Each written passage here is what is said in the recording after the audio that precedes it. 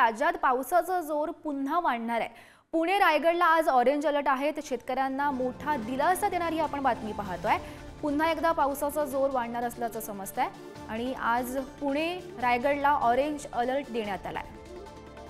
आणि या संदर्भात अधिकची माहिती जाणून घेऊयात। आमचे प्रतिनिधी राजन चव्हाण सध्या आपल्या सोबत आहेत। राजन, महत्त्वाची बातमी आपण सध्या पाहतोय। राज्यात पावसाचा जोर पुन्हा एकदा वाढणार असल्याचं समजतंय। कोणकोणत्या महत्त्वाच्या भागात पाऊस होऊ शकतो?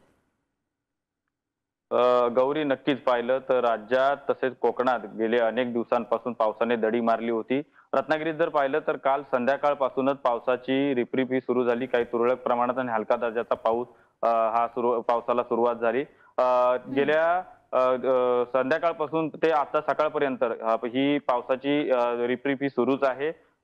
अरबी समुद्रामध्ये ही कमी दाबाचा पट्टा निर्माण झाल्यामुळे आता बाष्पयुक्त जे खारे वारे आहेत ते आता ह्या कोकण पट्ट्यात तसे ह्या चिंचोळ्या प्रदेशामधून वाहताना दिसत आहेत आणि यामुळे कुठेतरी हा परिणाम आता हा पावसावर होताना दिसतोय आणि त्यामुळे आता ग्रामीण भागात देखील शेतकरी राजा हा सुखावलेला दिसून येत आहे। रायगड पट्ट्यामध्ये बघितलं तर गेले संध्याकाळपासून हा पाऊस सुरू झालेला आहे। 23 तारखेपासून ते 26 तारखेपर्यंत ऑरेंज अलर्टचा इशारा दिला गेलेला आहे।